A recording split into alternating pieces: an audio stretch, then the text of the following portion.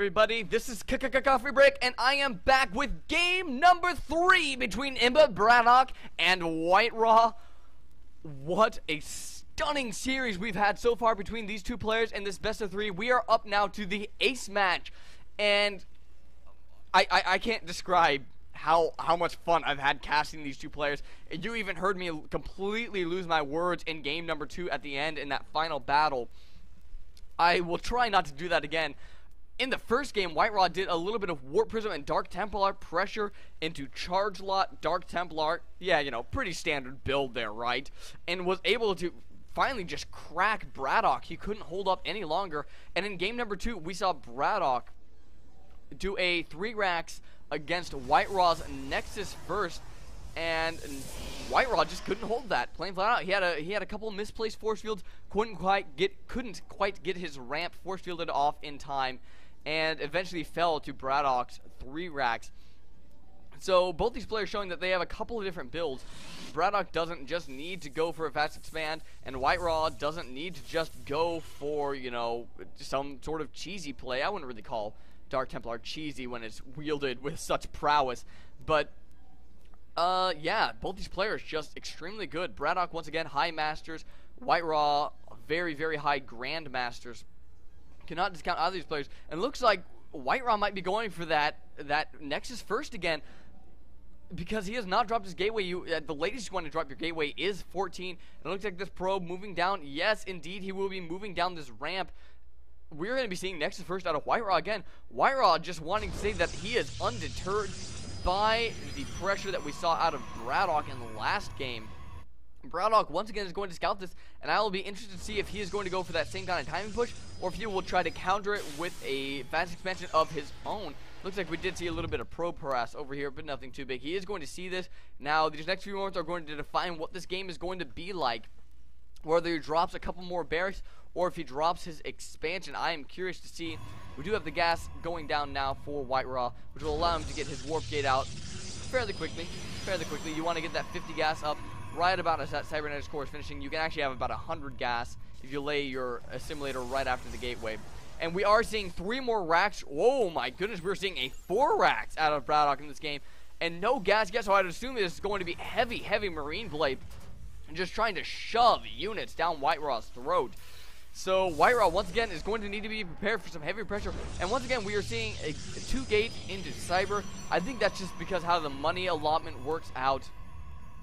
So yeah, I think that the Nexus first on this map is a little bit safer, as the rush distances are a little bit longer. I mean, Terminus is a huge map. However, we are having the close spawn position instead of the cross spawn, which would be over here.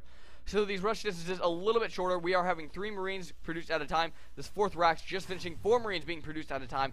There are going to be a lot of units knocking at WhiteRa's front door very, very shortly. He is going to want to chrono boost this out as quickly as possible. He knows that BratOK knows that he went Nexus first. I wonder if WhiteRa's a little bit scared of another timing attack, or if he's just going to be trying to play this out as per a usual routine. It's going to be close if WhiteRa doesn't try to, you know, drop a couple more gateways soon here. He's going to need a lot of units to hold this off.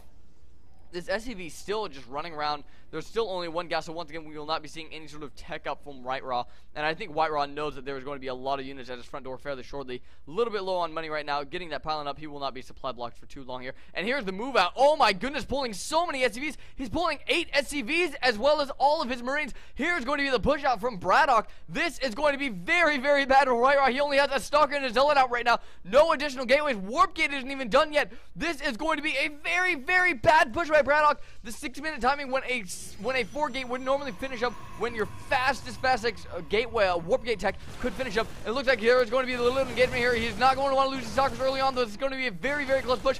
Trying to get a few free shots off. These Stalkers do outrange Marines 6 to 5, I believe. Looks like these Marines are going to be pushing in, target firing that pylon down. So there will be a very close to a supply block. And it looks like there are 3 Stalkers on the field. 1 Stalker is going to now. 3 Stalkers and a Zealot on the field now. And trying to hold off this ramp. It's not going to be enough. That Zealot does already fall. And these Marines pushing up into the main. The warp gate just now finishing up. Trying to get these warp gates finished up so that he can start warping in some units. 1 pylon is going to go down. If he gets the 2nd pylon, there will be nothing left to defend. Nothing left to power up these gateways. And WhiteRa will be in even more trouble than he already is. Still managing to keep these 3 Stalkers alive. However, it might not be enough.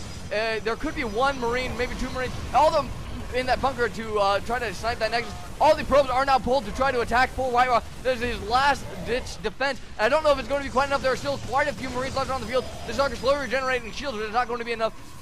These Marines now falling back down the ramp. Looks like they're just going to regroup and then try to push back up the ramp. There needs to be like a sentry or something to try to force field this ramp off to buy WhiteRa a little bit of time, but I don't know if it's going to be enough. There are a lot of Marines. There are almost 16 Marines to just 3 Stalkers. WhiteRa trying to get enough probes to continue production. However, these two gateways are unpowered. Once again, 2 more Stalkers being morphed in just in time. However, another pylon doesn't go down to try to power up those gateways, but I don't know if it's going to be enough. But he needs those units now rather than later, as more reinforcements are just streaming in. This pylon is going to get sniped. Once again, there is no cancel on that, so the resources are lost, and WhiteRa really doesn't have any resources to spare. 1 more Stalker does fall. There are still a small handful of Marines right there, as well as more reinforcement Marines coming in at every single moment. You can see them marching up on the minimap right here. And it looks like these probes once again taken out. A couple of pylons going down right next to the gateways, but I don't know if it's going to be enough. There are still quite a few Marines picking off a lot more probes.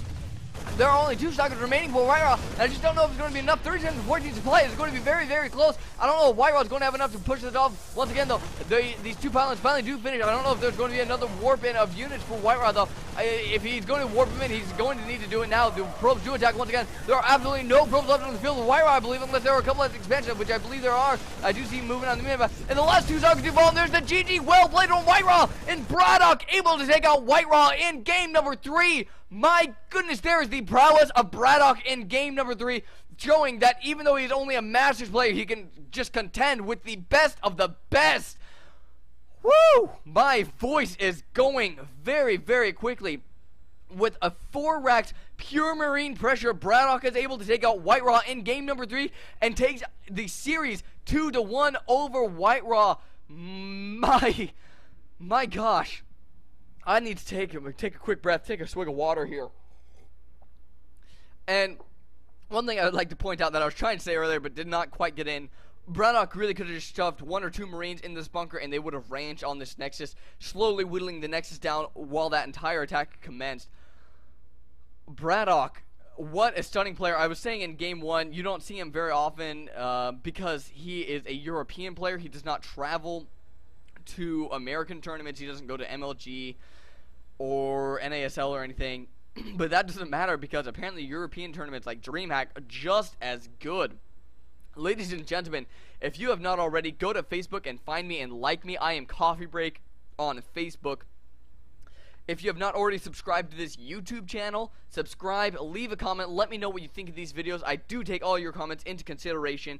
You can find me at Twitch TV/CoffeeBreak with a 0. That is, once again, Coffee Break with a 0. I will be doing live streaming there Monday, Wednesday, Friday at 8 o'clock is Procast. 8:30. Monday, Wednesday, Friday at 8:30 is Procast. Tuesday, Thursday at 8 o'clock is Amateur Attack, where I pick 2 people from the chat and pit them against each other and cast their games. Ladies and gentlemen, thank you very much for your patronage, for your viewership, and this is Coffee Break, signing out.